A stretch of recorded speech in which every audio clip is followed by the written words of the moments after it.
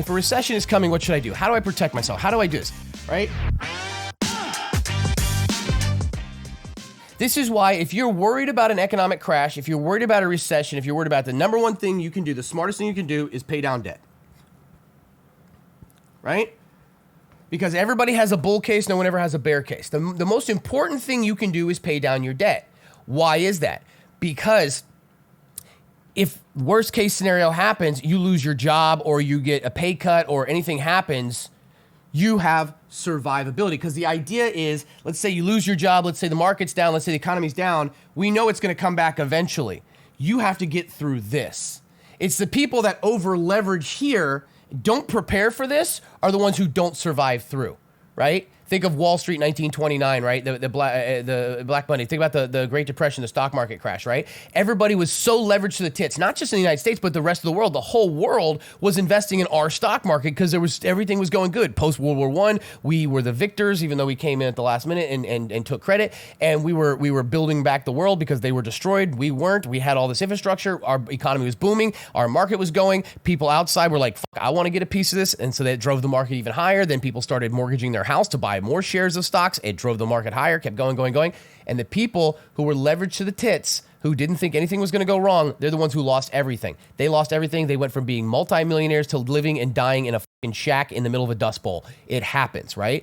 So survivability. If you're doing well, feast and famine, or you're doing good and you think a recession is coming or something bad's going to happen, the number one thing, the most important, smart thing to do is pay down your debt. Because if you lose your job or does happen, you don't need to, feast or whatever. You need to survive this. And if you can survive through this, then you have the opportunity to fucking bank on the way out or recover, right? So survivability.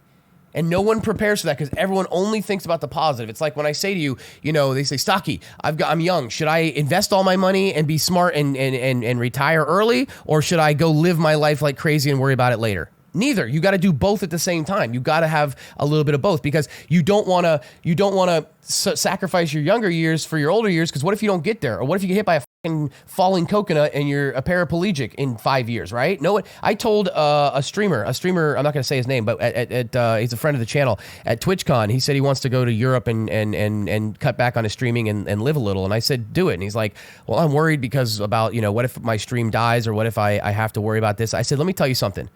I said, I'm going to ask you a question no one's ever asked you before, but I need to put the thought in your head. What if you're in a wheelchair in 5 years?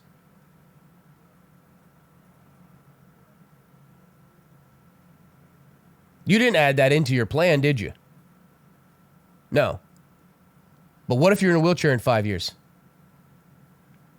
Right? So think about that. Now, don't live your life like you're going to be, but if that's a possibility, then you might want to experience some life now. Same thing here.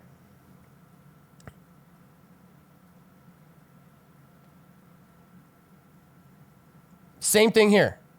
You want to live a little bit of both. You want that survivability. You need to make it through. You don't want to live your life waiting for this, right? You don't want to be Salmon Fund, who every day says the market's going to crash tomorrow and is shorting the market and goes broke, right? You want to be somebody who's like, okay, the market could crash at any time. I get that. The macro is shit. But if it doesn't, you know what I mean? Let me prepare.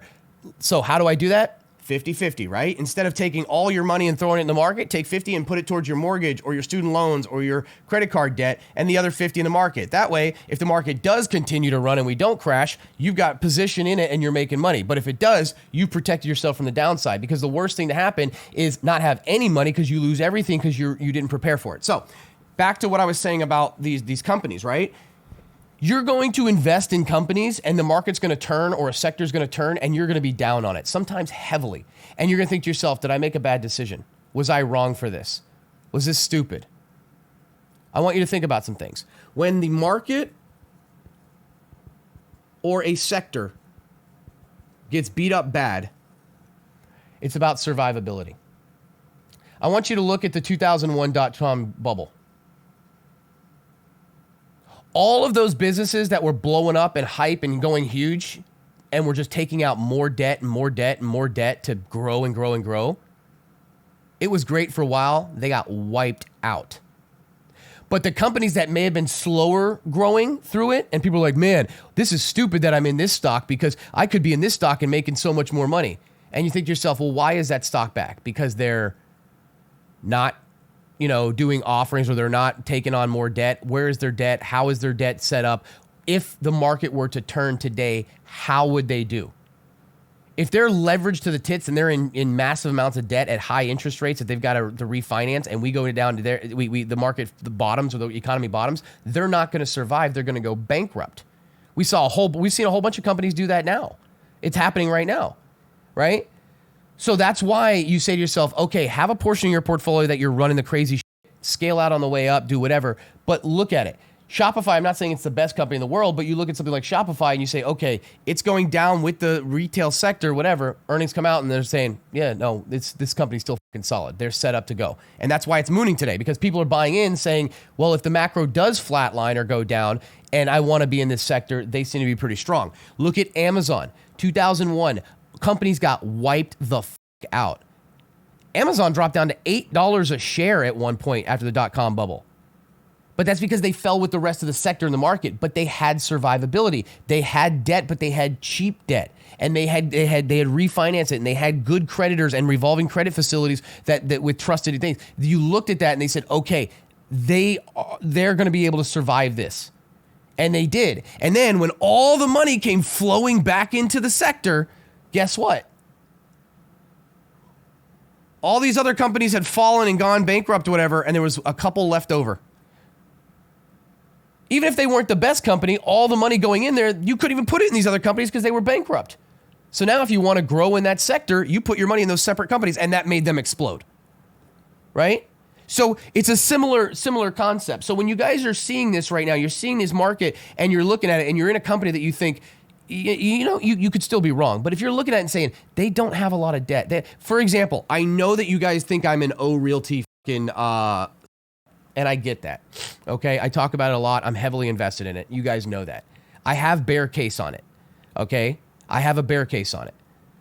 But I also look at history. I look at a company that is in charge of collecting payments from big box stores and said they survived the 2008 recession. Why? Because they set their business up in a way. The housing market and the commercial real estate market crashed, yet they survived and continue to pay their dividends through that. How? Tough, right? So Realty continues to fall. Commercial real estate's scary. It continues to fall. But I look for catalysts, right? A couple days ago, they bought out their competitor, right? There's Realty. They have a smaller competitor. They said, fuck it, we're buying you out. We're taking you over. And they did it without having to raise debt. They just reached out to their already cheap debt revolving credit facility that they have. And they said, we're going to buy this. We're going to continue to finance our cheap debt. We're going to buy this without taking on additional debt.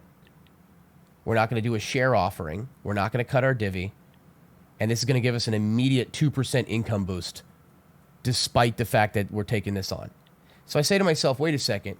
How the fuck are you buying a competitor in a conditions where commercial real estate, even though they don't have the same type of commercial real estate, could potentially crash?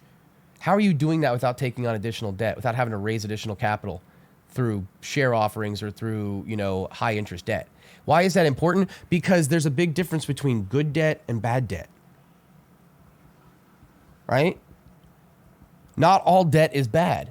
Debt that you take on and is easy to finance and you can use it to growth at a significantly higher pace than the interest level you're taking on is good debt.